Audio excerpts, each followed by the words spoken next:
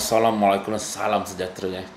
So hari ini kita bicara tentang Facebook Ads lagi So untuk pemula yang baru mempelajari Facebook Ads menggunakan Ads Manager, anda akan hadapi kesukaran berbanding dengan advertiser lain yang telah bertahun-tahun membuat iklan menggunakan Ads Manager.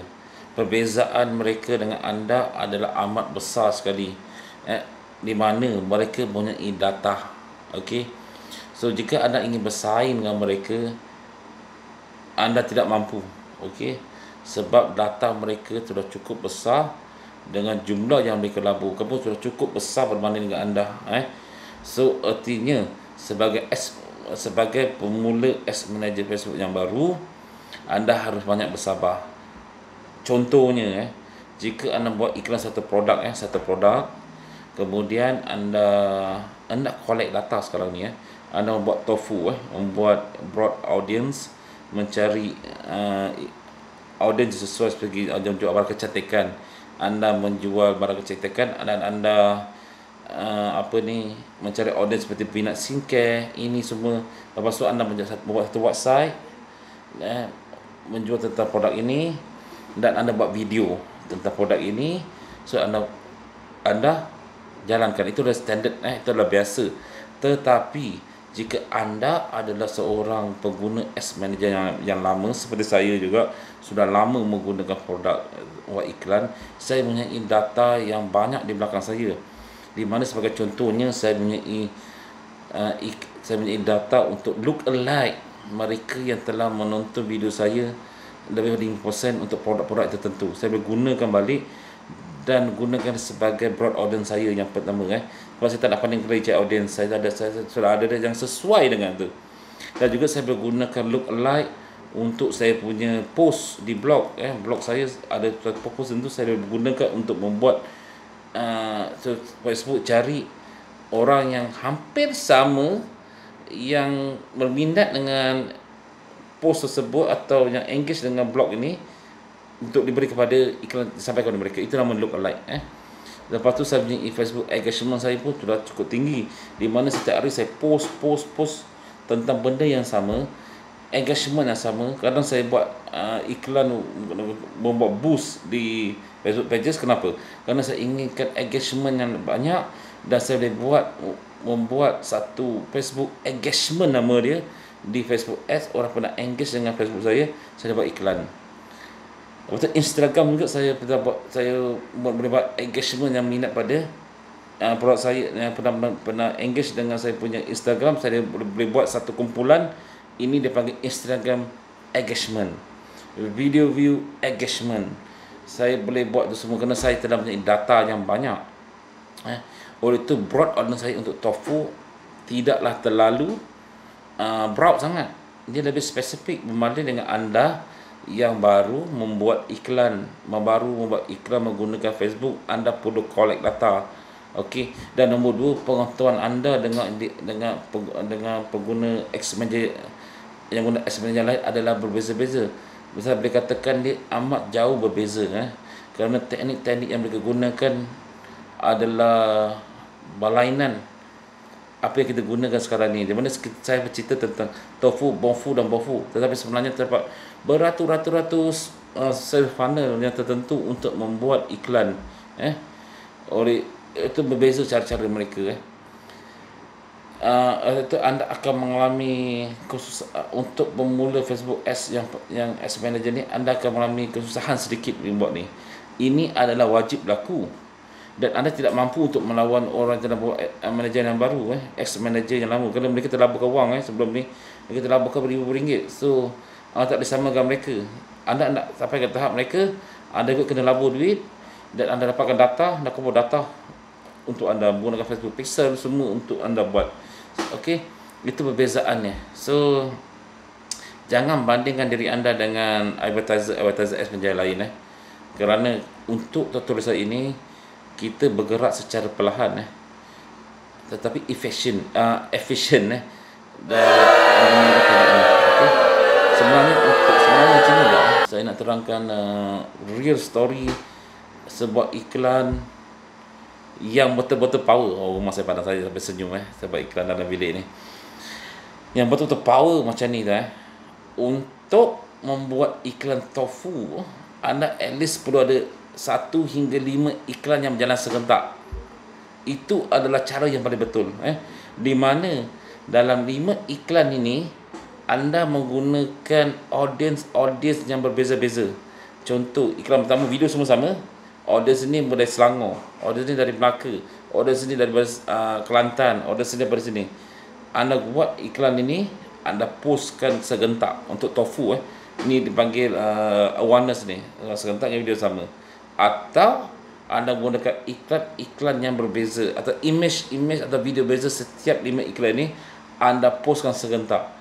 So anda akan melihat manakah iklan yang boleh berjalan dengan lancar, yang baik, yang berikan conversion yang bagus. So iklan yang kurang anda akan tutup satu persatu. Adakah study di tofu ni akan berlaku study untuk anda. Kena anda mendapatkan warm audience yang betul-betul warm untuk anda untuk buat iklan kedua So itulah cara yang sebetulnya di mana untuk tofu saja kadang ada buat sampai 10 iklan serentak untuk dapatkan data sampai dari segi audience, dari segi video dia orang, dari segi, yang saya tahu dia split test lah, split test. Tapi split test saya tak buat split test itu, saya buat setiap campaign beza-beza atau saya duplicate dalam campaign yang sama. Saya duplicate asset yang banyak dan betul menggunakan ads yang sama, jalankan serentak untuk lihat manakah iklan yang boleh berjaya dengan baik, aset yang mana yang okey. Itu caranya. Awak nampak tak atau campaign 5 aset, 1 ads, jalan serentak, buat kajian mana yang okey, tak okey kita tutup, kita jalankan, buat iklan kedua, dua ads yang berbeza untuk lihat manakah yang terbaik daripada data yang dikumpulkan. Itu caranya. Kemudian convention ketiga, kita akan buat beberapa ads yang lain, di mana ads yang pertama tu 2 hari, hari ketiga iklan lain, hari keempat iklan lain, untuk kejar audience yang spesifik ini. Setiap hari, setiap 2 hari atau sehari setiap hari, orang macam saya yang terjadi hot audience tu akan melihat iklan berbeza setiap hari tu.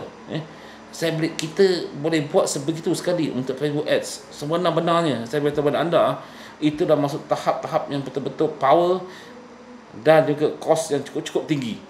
Itu dia, cost yang cukup tinggi tu yang paling pening sekarang tapi boleh dilakukan jika anda mempunyai produk yang memberikan margin untuk yang tinggi seperti saya beritahu tadi lah, atau jual produk yang mahal, margin yang tinggi. Anda boleh buat step iklan yang sebegitu hebat sekali. Dah pasti ada sale kerana ada orang tu tak ada lari mana-mana pergi sana jumpa, pergi sana muka kau, pergi sana muka kau, pergi Google muka kau, pergi sini muka kau. Kita boleh buat sebegitu sekali pada pembeli kita sampai dia beli, atau sampai dia bosan lah tengok muka anda. Ada berlaku dua perkara tersebut lah. Itulah perbezaan antara Facebook Ads Manager yang baru dengan Facebook Ads yang lama. Jangan risau, pengalaman ini akan bertambah dalam masa untuk anda. So ini saya beritahu lah, anda harus kerja terus kerja. Dan untuk membuat Facebook Ads ni memerlukan bukan penggunaan masa, penggunaan wang untuk anda mempelajari tentang Facebook Ads ni. Tak semua orang akan berjaya dalam bidang ini sebab kos dia tak boleh tahan kos dia. Kadang beribu-ribu, kadang sampai ribu, 9,000, kita kadang lebur macam tu saja tau. Kadang-kadang pernah berlaku hilang sampai, saya bajet tak tinggi, saya bajet sebulan dalam 600 saja saya buat iklan. Dan kalau lepas buat iklan tu 600 fail, saya tutup terus. Bulan depan yang bajet baru saya gunakan untuk buat iklan saya baru. Saya tak akan tambahkan bajet tu sebab saya rasa takut lah. Saya masih lagi seorang penakut untuk buat ads yang betul-betul guna bajet yang betul tinggi. Saya pernah buat untuk e-commerce saya dahulu sampai RM5,000 sebulan tapi pulangan dia 4,000 hingga 4,000 lah, pulangan 300 400. Saya pun lagi pening nak kaji data lagi kan. So saya pun sama saya menggunakan standard kita tak nak guna standard yang tertinggi, kita gunakan standard asas pun sudah cukup. Saya bajet lebih kurang RM600 sebulan. Saya jalankan iklan ini. Ada kala saya ada untung, ada kala bulan tu saya rugi. It's okay sebab bajet tu saya dah sediakan, tapi saya tak akan tambahkan bajet tu lagi.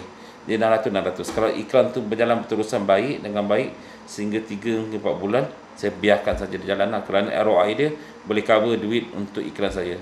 Jika boleh cover, it's okay lah, saya jarang begitu saja. Tapi RM600 untuk bajet iklan saya guna untuk iklan lain lah, yang kalau dia dah belum merundum dan bajet itu ROI saya dengan iklan tu dah lari, kita akan stop lah. Itu saja. Dan kita akan improve lagi dengan cara yang lain lah. Tapi pada masa saya jalan 3 bulan ni, saya punya data betul dekat iklan tersebut, saya guna kode data ni untuk buat iklan yang lain. Itu caranya kita gunakan. Permulaan susah sebab tak ada data. Iklan kedua, keempat, kelima, keenam, anda punya data yang banyak. Kemudian gunakan data ini untuk iklan ke-7, data ke-1 hingga ke-7, anda gunakan untuk ke-8, ke-9, ke-10, anda dah lebih mudah lagi. Sehingga berterusan. So, anda pastikan jika anda membuat iklan atau pilih audience, simpan data tu dengan lengkap. Data itu penting di Ads Manager. Dan kena pandai juga membaca data. Ini saya ajar nanti, jangan worry. Okey, itulah perbezaan antara Facebook Ads Manager yang baru dengan yang lama. So, saya nak anda bersedia.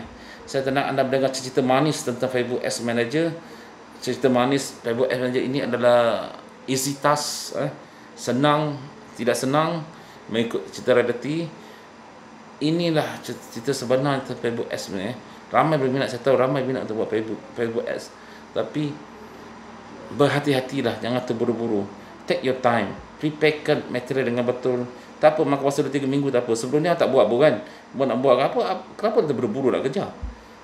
Ada 5 terburu nak kerja. Tidak. Prepare material, check copywriting, 10 copywriting, check berulang-ulang. Ada copywriting cantik tak cantik, curi copywriting dari orang, olah balik, kasih baik image pun tengok image tak cantik, curi image orang, ubah balik image orang tu, tepek muka kau, muka awak tepek kat situ, saya nampak cantik. Buat video, buat 3 kali video 3 kali buat sampai awak dah lancar dan bercakap untuk video ni, baru anda publish. Faham? Itu yang anda kena buat dahulu. Dapatkan material, anda puas hati, buat iklan tofu, jalankan dulu, buat kedua dan ketiga, tengok macam mana perjalanannya. Kalau awaknya material tip top, anda akan dapat ROI yang baik lah. Itu saja. Dan saya ingatkan anda sekali lagi, tak semestinya semua Facebook Ads akan beri keuntungan yang tinggi pada anda. Ada iklan yang akan rugi, anda kena tutup, minta iklan lain. Ini adalah perkara biasa dalam membuat iklan. Jangan rugi terlalu teruk lah. Tapi untuk bajet, untuk belajar membuat iklan, anda ada bajet lah. Mesti ada buat bajet untuk anda pelajari tentang Facebook Ads ni. Buat eksperimen tentang Facebook Ads ni. Kalau anda mesti ada bajet sedikit lah. Saya menggunakan RM600 setiap bulan untuk bajet saya belajar Facebook Ads. RM600. Tidak lebih dan tidak kurang. Kurang kena ada juga lah kurang. Lebih saya tak buat. Tentu 15 bulan bajet dah habis. Saya stop, saya relax. Bulan depan saya buat lagi. So kita step kita belajar. Kita jangan pening kepala lah. Benda-benda macam ni. Kalau ada duit tak ada, pakai social media dulu. Cuma kita perlu untuk berjaya, untuk lebih berjaya di masa hadapan, untuk lebih pada orang lain, kita perlu ada ilmu ni untuk AWS. Perlu ada. Tapi jangan terburu-buru, okey? Jangan terlalu kejar sangat benda-benda macam ni. Tapi perlu ada. Kerana anda bersaing, Anda tidak boleh statik pada satu perkara saja. Anda perlu improve semasa. Jika kawan anda telah buat Facebook Ads, iklan produk lebih laku pada anda tak belajar, akan datang kawan anda dia dah buat Google Ads pula. Dia dah tahu Facebook Ads, dia buat Google Ads. Lepas tu lagi 2 tahun apa dengar, dia dah ada YouTube channel pula untuk jual produk. Anda masih di statik yang sama dengan sistem WhatsApp. Tak boleh juga, betul. So anda harus belajar benda ni.